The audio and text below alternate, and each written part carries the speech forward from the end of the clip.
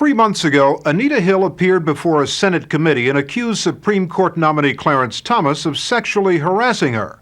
The whole country watched the hearings on television, and when they were over, Clarence Thomas went to the Supreme Court, and Anita Hill went home to resume her career as a law professor at the University of Oklahoma. I don't feel that I'm a failure, that I've failed myself or anyone else. I did what my conscience told me I had to do. And you cannot fail when you do that.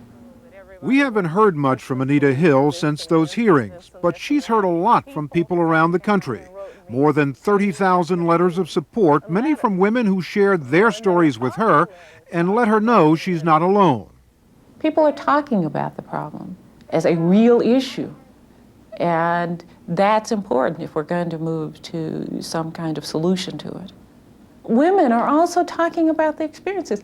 Women who have hidden these experiences from even their husband for years are able to talk about them. And that's important emotionally and psychologically. And so those two things alone are positive. Do you think that's what, in essence, happened to you, that you came forward and they didn't believe you? That in some ways you were made to be the culprit? Yes, indeed, that is what happened. And I think that anyone raising a claim of sexual harassment has to understand that there is a great potential for that occurring. But what you can only ask for, and what I think most of us would ask for, is a fair hearing.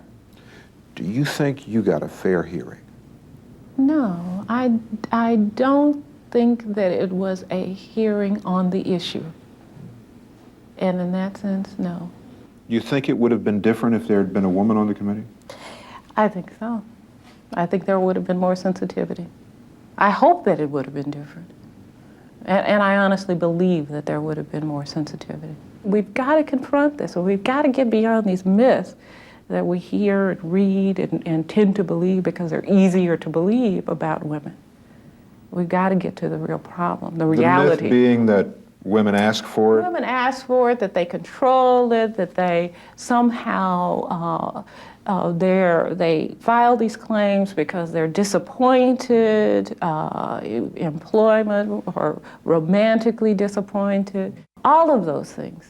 Women are oppressed, and they don't feel like they have an outlet to address them.